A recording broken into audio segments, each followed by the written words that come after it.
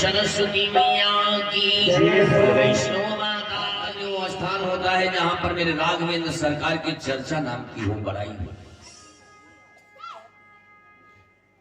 धनी वो परिवार होता है। इनके कर कमलों के द्वारा यज्ञ का,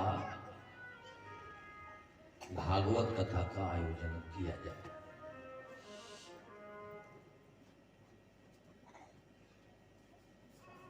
प्यारे,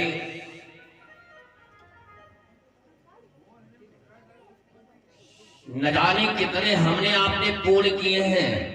पूर्व जन्म में तो मानव का जीवन मिला है। इतना आसान नहीं है मानव जीवन मिलना। अगर मेरे राघवेंद्र सरकार परमपिता परमात्मा ने पशु की योनि दे दिया होता तो हम आप क्या करते? कुछ नहीं कर पाते। अरे उस शरीर को मेरे ठाकुर जी ने दिया है जिस शरीर को पाने के लिए देवता भी परेशान।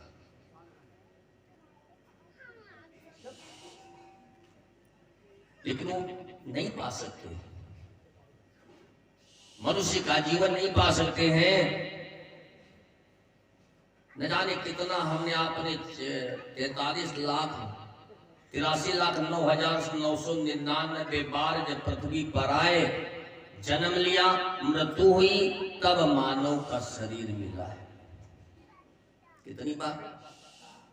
83,09,999 बार। तब जाके मिला मानव का शरीर। प्यारे, और उस शरीर को हम आप केवल कमाने में, बनाने में और खाने में गंवा रहे हैं। जिनके द्वारा ये मानव का शरीर मिला है उनको बिसारे बैठे हैं, जैसे सुग्रीव महाराज ने भगवान राम को बिसार दिया।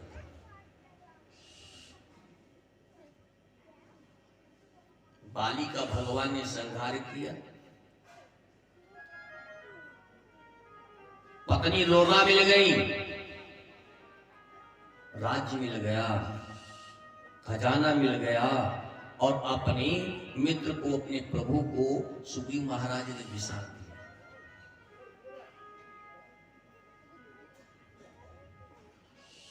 क्या लिखा है कि बड़ी भागी, बड़ा भाग्य हमारा आपका प्रबल है जो मानव का शरीर मिला। बड़े भागी मानुषी तने पावा, बड़े भागी तने पावा, बड़े भागी तने पावा,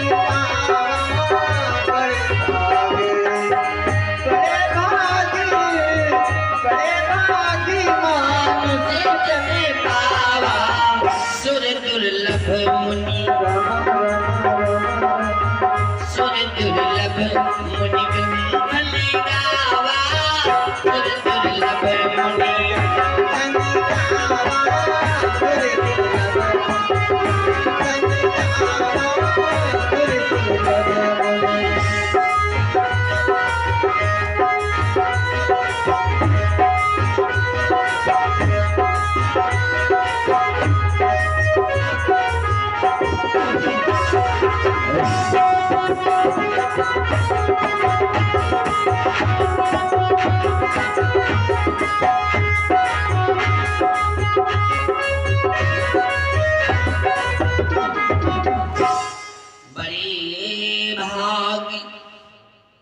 मानुष तने पावा, सुर दुर्लभ मुनि ग्रंथ गावा।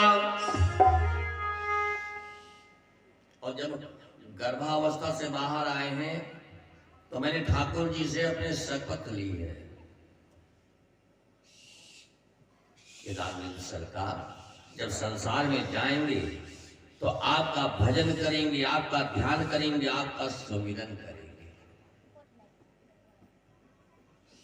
लेकिन नहीं हो पा रहा है। क्यों? गृह कारज नाना जंजाला। हमारे भैया लोग ये ना समझे कि संत जो है, अगर हमारे हिंदू धर्म के पुराणों में, धार्मिक पुस्तकों में लिखा है कि एक व्यक्ति अगर परिवार का संत हो जाए तो 7 पुस्तकों का उद्धार हो जाता है। कितने? 7 पुस्तकों।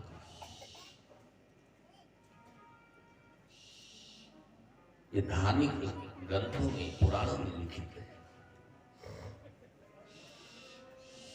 जब हमने आपने जन्म लिया, गर्भ अवस्था में नारायण के दर्शन होते रहे और मैंने ठाकुर से कसम खाई कि ऐ परमात्मा, इस नरक से मुझे मुक्ति दे दो। संसार में जाएंगे, आपका भजन करेंगे। लेकिन यहां पर आकर के अपनी पत्नी को, अपने पुत्र को, अपने भाई को, अपने जमीन को, अपने मकान को पा करके ठाकुर जी को भी साथ दिया।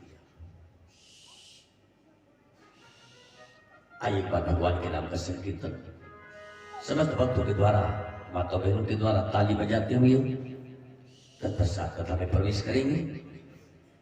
सभी लोग ताली बजाते हुए भगवान के नाम का संकीर्तन करेंगे।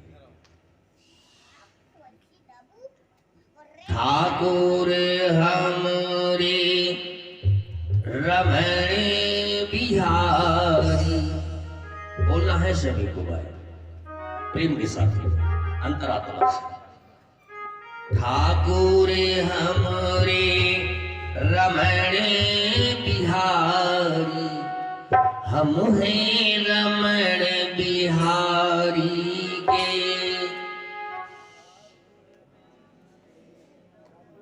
अब धीरे बोलो जरा, थोड़ा तेज ना बोलो, धीरे धीरे।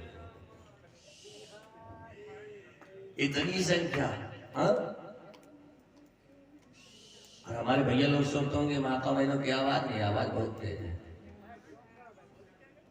मैं तो कोई जरूरत ही ना है, इनके पास अपनी आवाज है। जानते हो कब आवाज सुनाई देते हैं? बताए नहीं, कहो गैस खत्म हो ही जाए, घर में गैस खत्म हो ही जाए। अब आप चाहे फतेहपुर से आए हो, चाहे सीतापुर से, खाओ खाओ।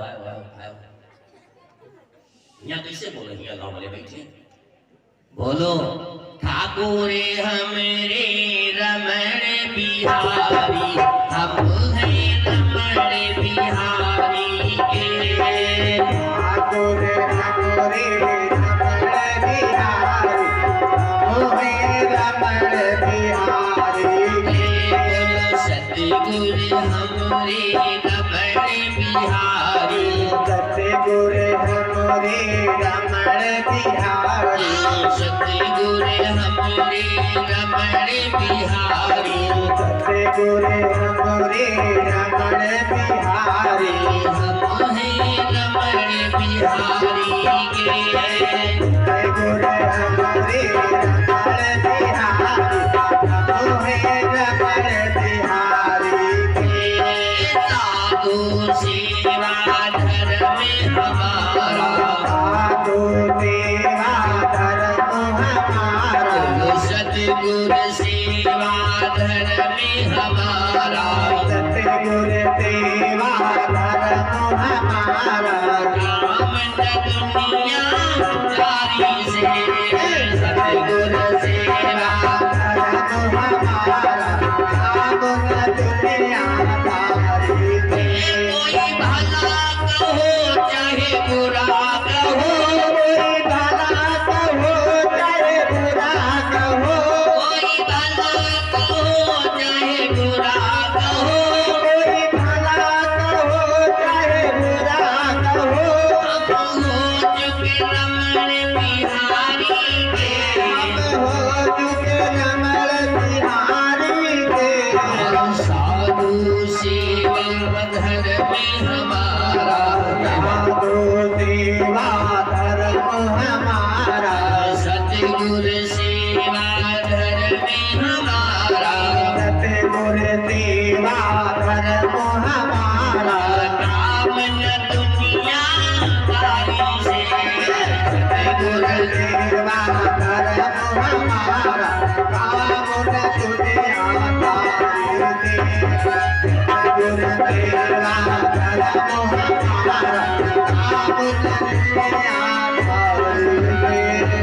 वृंदावन बिहारी लाल की।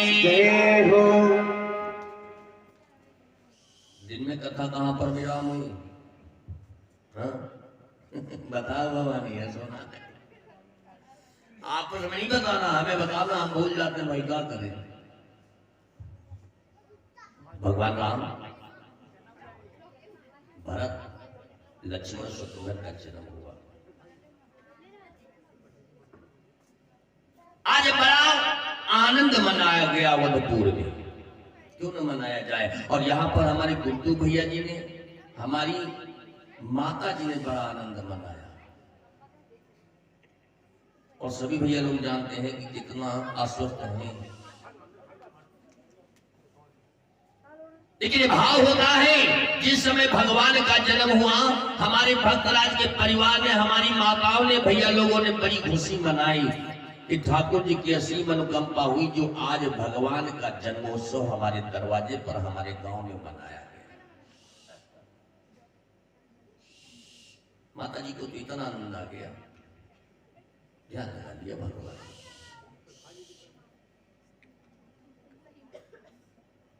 धीरे धीरे नामकरण किया गया, जातिकरण किया गया। तो बतला रहा ए बच्चा, पाछे बैठियो जाए सबसे नल के पास, जहाँ पर लागी ठंडा हो। महाराज बड़ा आनंद मनाया गया, नामकरण किया गया, मुंडन कर्म किया गया, जाति कर्म किया गया, नामकरण हुआ। लेकिन प्रत्येक परिवार के व्यक्ति की इच्छा होती है कि हम पढ़े ना पढ़े, लेकिन हमारी औलाद जरूर पढ़ जाए।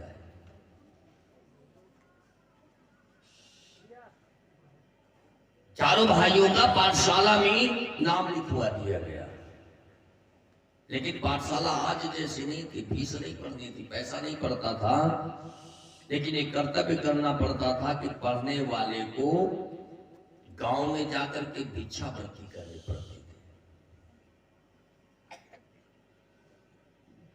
जींस की पैंट और टी शर्ट पहन करके पढ़ाई नहीं होती थी। दुलंगी धोती, मुंडा बना हुआ और यह उभारी की जोटैया। बड़े अफसोस के साथ कहना पड़ रहा है कि आज हमारा धर्म, हम अपने कर्म धर्म को भूलते जा रहे हैं। जब हम 15 वर्ष के होंगे तो महमूदाबाद एक बार पहुंच गए एक मोहल्ले में, और जोटैया हमारी बहुत पहले से बहुत बड़ी, तो ऐसे व्यक्ति वहां पर रह रहे थे, तो जोटैया को जनता ही ना निकल गए। तो 2-4 बच्चे निकले, ना देखा देखा देखा कि जोटैया कितनी बड़ी। तो हमने कहा यार अच्छा बन गया करके, लेकिन नहीं, अपने धर्म से विचलित नहीं होना चाहिए। हंसने वाले हंसते रहेंगे, क्या हुआ? अगर उसमें तो बड़ा अफसोस हुआ कि यार कहाँ आ गए, देखो कितनी हंसी हमारी हो रही है, लेकिन नहीं, हमारे धर्म की हंसी नहीं हो रही। अगर हमारे धर्म को कोई हंसने लगे, धर्म को भूल जाए। जनेऊ ज्योति, ये धर्म की पहचान है हमारी। क्या कहा गया? एक लाइन कि चोटी और जनेऊ ये है हिंदू की पहचान। चोटी और जनेऊ ये है हिंदू की पहचान। जो पढ़े नमाज़ू कहलाए मुसलमान।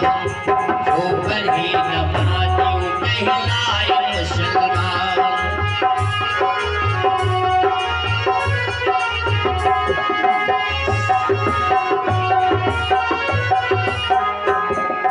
चोटी और जनेऊ ये है हिंदू की पहचान। चोटी और जनेऊ ये है हिंदू की पहचान। जो पढ़े नमाज़ू कहलाए मुसलमान।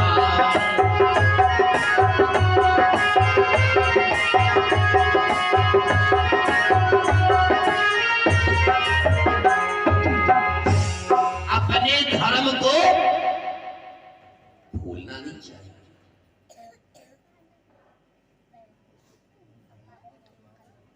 कुरान, गीता, रामायण अलग कुछ नहीं बताएगी।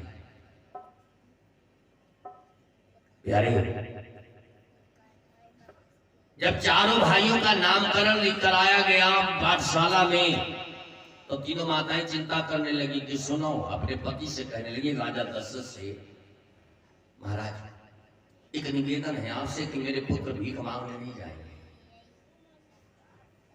राजा दशरथ ने कहा, क्यों? भीख तो मांगने जाना पड़ेगा भाई, ये पाठशाला का नियम है।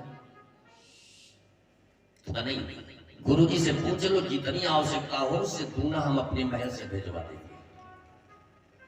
कोई माता पिता ये नहीं चाहता है कि हमारी औलाद को कष्ट हो,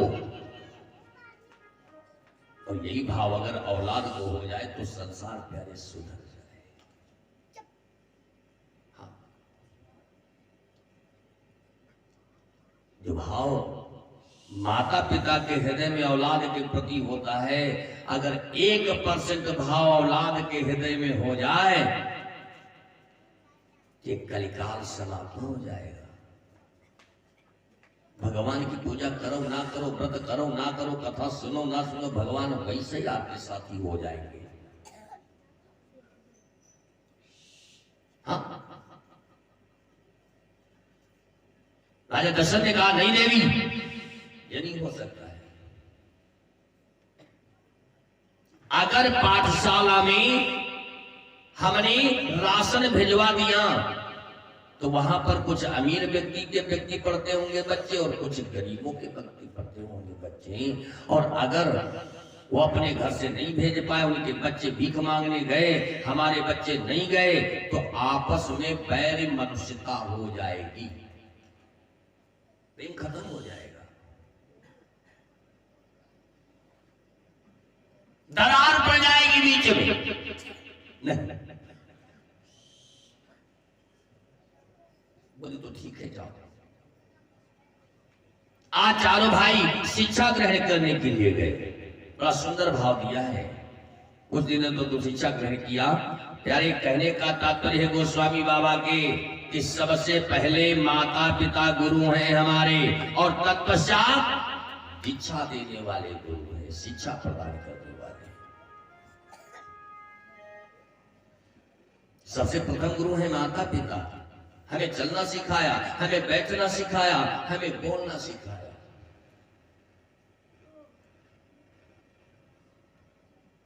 और दूसरे गुरु हो गए दीक्षा देने वाले, शिक्षा देने वाले। पढ़ाई चल रही थी, लेकिन बाबा जी ने क्या लिखा कि गुरु ग्राह गयो पढ़ने रघुराई,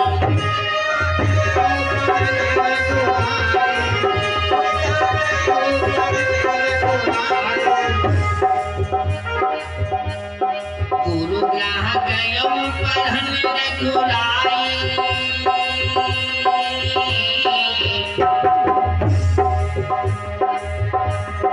गुरु ग्राह गयो पढ़ने रघुराई, अल्प काल विद्या सब आई।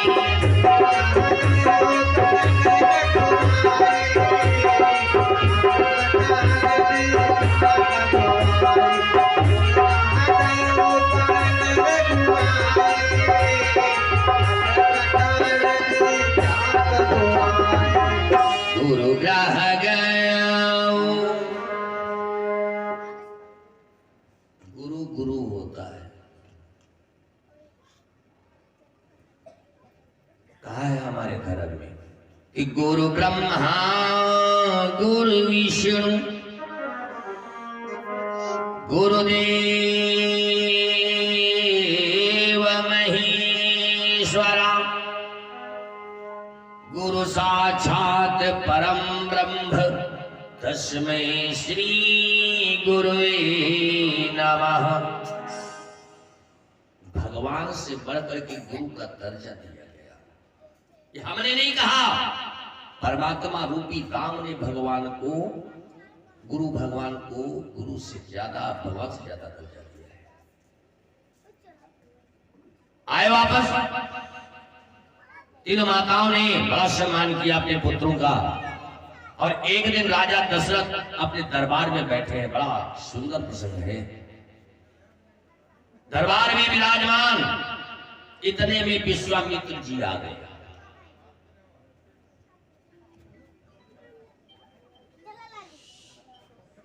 जैसे विश्वामित्र को देखा,